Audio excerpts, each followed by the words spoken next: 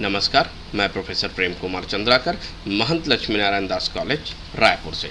आज हम डिस्कस कर रहे हैं, हमारा टॉपिक है एप्लेट लाइफ साइकिल। तो पहले चलते हैं, एप्लेट लाइफ साइकिल होता क्या है। जब भी हम एप्लेट की कोई भी प्रोग्राम डिज़ाइन करते हैं तो एप्लेट की प्रोग्राम को डिज़ाइन करते समय डिफरेंट हमें फेसेस यूज़ में लाते हैं। ये जो डिफरेंट फेसेस होते हैं, ये जो स्टेप्स होते हैं, that phases and step is known as the applet life cycle. इसी फेसेस को हम एप्लेट के लाइफ साइकिल कहते हैं, क्योंकि प्रोग्राम को बनाने समय एप्लेट का सबसे पहले एप्लेट का क्रिएशन होता है। हम एप्लेट क्रिएट करते हैं, एप्लेट क्रिएट करने के बाद एप्लेट को स्टार्ट करते हैं, फिर एप्लेट को एग्जीक्यूट करते हैं। तो ये जो प्रक्रिया जो होती है, इस प्रक्रिया को ही एप्लेट का लाइफ साइकिल कहा जाता है। जो डिफरेंट फेसेस या स्टेजेस होते हैं एप्लेट को एग्जीक्यूट करने की, उन्हें एप्लेट लाइफ साइकिल के द्वारा समझाया जाता है। डिफरेंट अलग अलग प्रकार की तकनीक होती है, अलग अलग प्रकार की इसमें मेथड्स होते हैं जिसका उपयोग किया जाता है अलग अलग स्टेज में। जैसे कि एप्लेट क्रिएट करने के लिए इनिट मेथड का स्टेज का यूज़ करते हैं, एप्लेट को स्टार्ट करने के लिए स्टार्ट मेथड का यूज़ करते हैं, एप्लेट को डिस्प्ले करने के लिए पेंट मेथड का उपयोग करते हैं, एप्लेट को स्टॉप करने के लिए स्टॉप मेथड का यूज़ करते हैं। तो ये डिफरेंट जो स्टेप्स होते हैं, स्टेजेस होते हैं, हर एक स्टेज में डिफरेंट मेथड्स का यूज़ किया जाता है एप्लेट को एग्जीक्यूट करने के लिए। तो इंटायर एप्लेट की क्रिएशन से लेकर एप्लेट के एग्जीक्यूशन तक के स्टेप्स को उसका लाइफ साइकिल कहा जाता है। सीधी शब्दों में कह सकते हैं, एप्लेट के पैदा होने से लेकर एप्लेट के डिस्ट्रॉय होने तक की जो स्टेप्स जो होते हैं, उन स्टेप्स को ही एप्लेट का लाइफ साइकिल कहा जाता है। इस डायग्राम की भाषा से हम समझने की कोशिश करते हैं। इस डायग्राम जो पिक्चोरियल हमारे पास डायग्राम हमने रिप्रेजेंट किया है, इस पिक्चोरियल डायग्राम की सहायता से हम एप्लेट लाइफ साइकिल को समझने की कोशिश करते हैं। तो सबसे पहले एप्लेट लाइफ साइकिल में सबसे पहले स्टार्ट होगा, बिगिन होगा। बिगिनिंग में सर्वप्रथम जो पहला मेथड आता है वो होता है init method. This method is involve under the new born stage. ये जो न्यू बॉर्न स्टेज होता है, इस बॉर्न स्टेज में कौन सा मेथड इन्वॉल्व होगा? इनिट मेथड इन्वॉल्व होगा। Using the init method you can create the applet. Init method की सहायता से we can create a applet. Init method की सहायता से ही हम एप्लेट क्रिएट कर सकते हैं। यहाँ पर गौर करने वाली बात यह है कि ये जो पहला स्टेज होता है, जिसे न्यू बॉर्न स्टेज कहा जाता है, जिसमें हम इनिशियलाइजेशन करेंगे एप्लेट को। तो इनिशियलाइजेशन, एप्लेट को इनिशियलाइज करने के लिए यूज़ किया जाता है method init method. Then after, जब हमारा एप्लेट क्रिएट हो जाता है, देन हम उस एप्लेट को स्टार्ट करते हैं। जब एप्लेट को स्टार्ट करते हैं तो उसके लिए हम यूज़ करते हैं स्टार्ट मेथड। जब एक बार हमारा एप्लेट स्टार्ट हो जाता है, देन वो पहुंच जाता है रनिंग स्टेज में। तो पहला स्टेज न्यू बॉर्न स्टेज, जहां पर इनिट मेथड इन्वॉल्व होगा। उसके बाद उसे स्टार्ट करने के लिए स्टार्ट मेथड इन्वॉल्व होगा। उसके पश्चात हमारे पास कौन आएगा? न्यू जो रनिंग स्टेज है, न्यू बॉर्न स्टेज से स्टेज आगे बढ़कर कहाँ पहुँच जाता है? Running stage. इस रनिंग स्टेज में अगर मान लो जाए आपको लगता है कि आप प्रोग्राम को रन नहीं कराना चाहते हैं, किसी भी कारणवश आपको लगता है कि नहीं, अब प्रोग्राम हमें रन नहीं कराना है, आगे नहीं बढ़ना है, तो आप इस प्रोग्राम को स्टॉप कर सकते हो। स्टॉप करने पर वो कहाँ पर पहुँच जाएगा? आइडल स्टेज पर। स्टॉप करने पर कहाँ पहुँच जाएगा? आइडल स्टेज पर पहुँच जाएगा। इस आइडल स्टेज पर ले जाने के बाद आपको लगता है कि नहीं, इस प्रोग्राम में से कुछ एक प्रोग्राम ऐसे हैं जिसे मुझे वापस एग्जीक्यूट करना है, तो यू कैन ऑल्सो रीस्टार्ट। आप उसे फिर से रीस्टार्ट कर सकते हो। जैसे उसको रीस्टार्ट करेंगे, वापस वो किस में आ जाएगा? रनिंग स्टेज में आ जाएगा। जब यह रनिंग स्टेज में आ जाएगा और आपको लगता है कि इसे एग्जीक्यूट करना है, तो प्रोग्राम को एग्जीक्यूट करने के लिए हम यूज़ करते हैं पेंट मेथड का। कौन से मेथड का? पेंट मेथड का। और प्रोग्राम हमारा एग्जीक्यूट हो जाता है, आउटपुट मिलता है। जब आइडल स्टेज में रहता है, अब आपको लगता है कि आइडल स्टेज के बाद इस प्रोग्राम को आपको किसी भी परिस्थिति में उस जो पर्टिकुलर है उस सेक्शन को आपको फिर से पुनः स्टार्ट नहीं करना है, उसे डिस्ट्रॉय करना है। तो उसके लिए हम यूज़ करते हैं डिस्ट्रॉय मेथड, जहाँ से वो कहाँ पर चला जाता है? डेड स्टेज पर चला जाता है। तो यहाँ पर बेसिकली 4 स्टेजेस है। फर्स्ट स्टेज होता है न्यू बॉर्न स्टेज, जहाँ पर एप्लेट क्रिएट किया जाता है। दूसरा स्टेज होता है रनिंग स्टेज, जहां पर एप्लेट एग्जीक्यूट होता है। तीसरा आइडल स्टेज, जहां पर एप्लेट को स्टॉप किया जाता है। चौथा होता है डेड स्टेज, जहां पर इसे डिस्ट्रॉय किया जाता है। पांचवा जो स्टेज होता है जिसे लिस्टेड नहीं किया जाता वो होता है आपका एग्जीक्यूटेबल स्टेट, जहां पर प्रिंट मेथड की सहायता से उसे एग्जीक्यूट किया जाता है, या इसे हम दूसरे शब्दों में डिस्प्ले स्टेज का नाम भी देते हैं, जहां पर हमारा पेंट मेथड जो है वो डिस्प्ले होता है। अब जो मेन जो मेथड होते हैं जो पहले इन्वॉल्व होते हैं वो मेथड कौन कौन सा है? इनिट मेथड, स्टार्ट मेथड और पेंट मेथड। ये जो मेथड्स होते हैं वो ऑप्शनल, या कह सकते हैं इसका यूज़ आप चाहो तो करो या फिर ना भी करो, क्योंकि अगर आपको थ्रेड एप्लेट को बंद करना है, स्टॉप करना है, then you can use the stop method, और डिस्ट्रॉय करना है तो डिस्ट्रॉय मेथड, अदरवाइज इसकी आवश्यकता नहीं होती है। तो सबसे पहले हम देखते हैं इनिट मेथड। इनिट मेथड का उपयोग क्यों किया जाता है? Init method is the first method in the applet. Init method किसी भी एप्लेट का सबसे पहला मेथड होता है, क्योंकि इसी मेथड की सहायता से एप्लेट को क्रिएट किया जाता है। This is where variable is initialise, यहाँ पर वेरिएबल को इनिशियलाइज किया जाता है।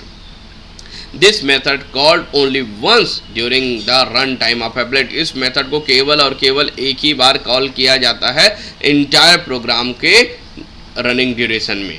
तो पहला चीज इनिट मेथड सबसे पहला मेथड होता है जो इन्वॉल्व होता है एप्लेट लाइफ साइकिल में। दूसरा, यहाँ पर इसकी वैल्यू को इनिशियलाइज किया जाता है, नहीं वेरिएबल को इनिशियल वैल्यू प्रदान की जाती है।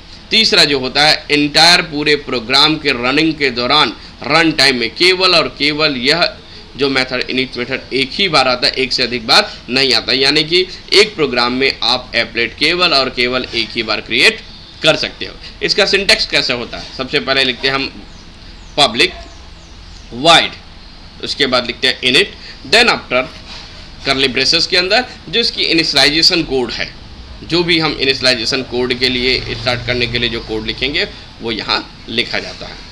दूसरा जो होता है हमारा start method. Using the start method हम क्या करते हैं?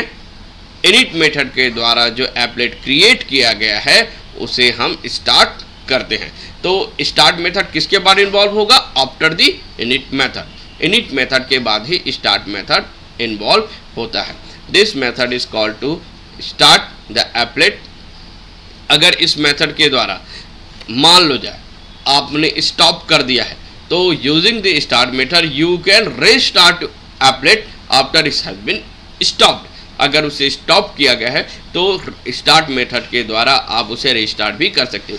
तो स्टार्ट मेथड के दो तरीके, पहला तो जब एप्लेट आपका क्रिएट हो गया, इनिट मेथड के जस्ट बाद इसको इन्वॉल्व करना है, स्टार्ट करना है, और दूसरा आइडल स्टेज में अगर पहुंच गया है आपका प्रोसेस तो उसे वापस लाने के लिए, रीस्टार्ट करने के लिए भी स्टार्ट मेथड का यूज़ किया जाता है। इसका सिंटेक्स रहेगा पब्लिक वाइड स्टार्ट, और यहाँ पर हम एक्स की जो स्टार्टिंग के जो एग्जीक्यूशन है वो लिखेंगे।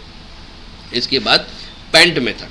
पेंट मेथड का यूज़ किया जाता है रिप्रेजेंट करने के लिए आउटपुट को, यानी कि डिस्प्ले सेक्शन के लिए हम यूज़ करते हैं पेंट मेथड का। यहाँ पर पेंट मेथड के द्वारा पहले से जो हमारे पास मेथड अवेलेबल है AWT क्लास के अंदर वो है ग्राफिक्स मेथड। तो पेंट मेथड को कॉल करने के लिए हमें किसकी ज़रूरत पड़ती है? AWT पैकेज की ज़रूरत पड़ती है। क्यों? क्योंकि पेंट मेथड के लिए इनसाइड जो मेथड है वो कौन सी है? Graphics method. और ये ग्राफिक्स मेथड जो कौन से पैकेज के अंदर पाया जाता है? AWT पैकेज के अंदर पाया जाता है। तो पेंट मेथड को कॉल करने के लिए हमें एक पैकेज की ज़रूरत पड़ेगी, वो कौन सा है? AWT पैकेज, जावा का AWT package. Using the paint method we can redraw, हम रीड्रॉ कर सकते हैं पेंट मेथड की सहायता से स्क्रीन पे, और वहाँ पर हम एक इसके पैरामीटर सेट कर सकते हैं कि स्क्रीन पर हमें आउटपुट उसकी हाइट विड्थ कितनी होती है, और उसके अकॉर्डिंग यहाँ पर जो भी कंटेंट लिखा जाएगा इस सेक्शन में, डिस्प्ले सेक्शन में, वो एग्जीक्यूट होगा। Stop method. स्टॉप मेथड अगर हमें जो हमारा चल रहा है प्रोग्राम, उसकी मेथड को, उसकी प्रोसेस को हमें सस्पेंड करना है तो उसके लिए हम स्टॉप मेथड का उपयोग करते हैं, public wide stop. Destroy method. अगर हम उसे परमानेंटली रिमूव करना चाहते हैं, जो प्रोसेस हमारा है destroy method is called when the applet need to remove completely from the memory. अगर आपको मेमोरी से पूर्णतः उसको बाहर करना है तो उसके लिए हम किसका यूज़ करेंगे, डिस्ट्रॉय मेथड का उपयोग करते हैं।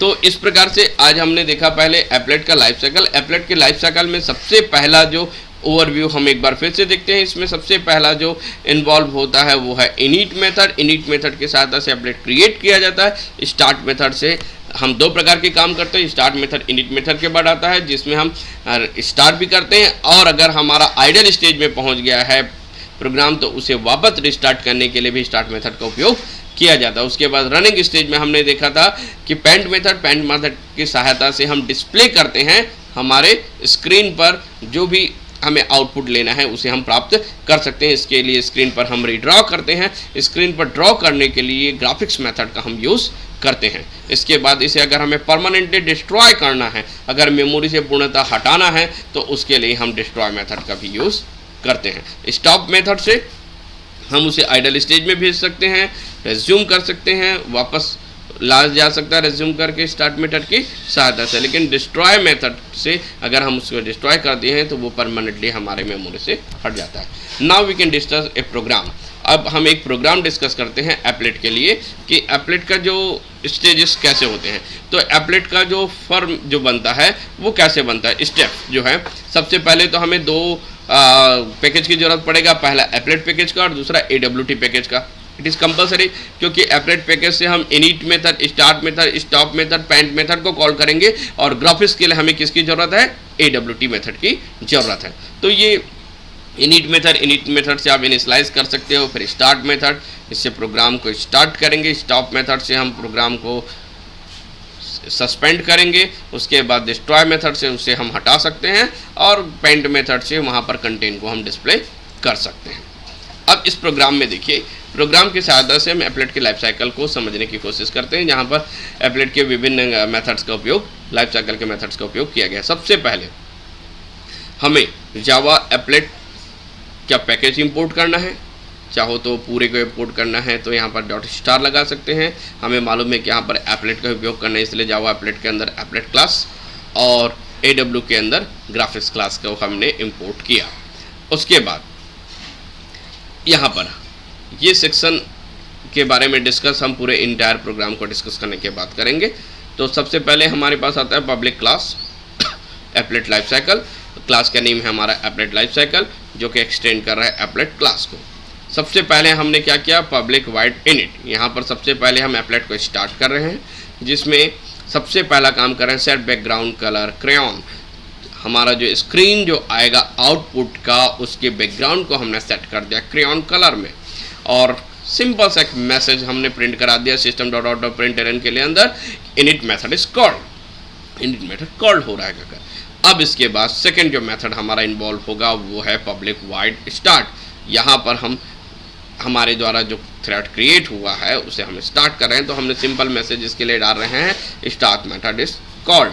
फिर उसके बाद हम पेंट मेथड को ले रहे हैं और उसके अंदर आउटपुट में सिंपल सा मैसेज डाल दिए हैं पेंट कॉल्ड। स्टॉप मेथड ले रहे हैं, उसके अंदर हमने लिखा है स्टॉप कॉल्ड। डिस्ट्रॉय मेथड के अंदर हमने लिखा है डिस्ट्रॉय मेथड कॉल्ड। तो ये जो प्रोग्राम हमने लिया था एकदम सिंपल सा प्रोग्राम है। इस प्रोग्राम में हमने एप्लेट के विभिन्न जो स्टेजेस है उन स्टेजेस को एक system.out.println और जावा के आउटपुट के अंदर हम दिखाने की कोशिश कर रहे हैं। ऑपरेशन यहाँ पर कोई परफॉर्म नहीं किए हैं, यहाँ पर केवल एक ही ऑपरेशन परफॉर्म हुआ है, वो है उसकी बैकग्राउंड कलर है उसको क्रेयॉन कलर में हमने सेट किया।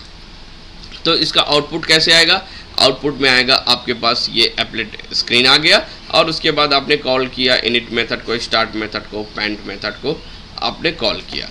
फिर उसके बाद जो कॉल हुआ आपका स्टॉप डिस्ट्रॉय वो नहीं दिखेगा स्क्रीन में, क्योंकि आपका मेमोरी से वो वॉश आउट हो जाता है। तो ये हुआ आपका एप्लेट की लाइफ साइकिल। नेक्स्ट हमारा जो टॉपिक है इसमें वो है ओवरराइडिंग अपडेट। हालांकि हम ग्राफिक्स मेथड के द्वारा बहुत सारी चीज़ों को काफ़ी हद तक इम्प्लीमेंट कर लेते हैं, फिर भी हमें कुछ ऐसी ज़रूरत पड़ती है जिसमें हमें ग्राफिक्स मेथड के अलावा हमें हमारे पास एक और मेथड है जिसका नाम है अपडेट, जिससे हम ग्राफिक्स के अंदर उसे अपडेट कर सकते हैं। देखते हैं वो कैसे होता है।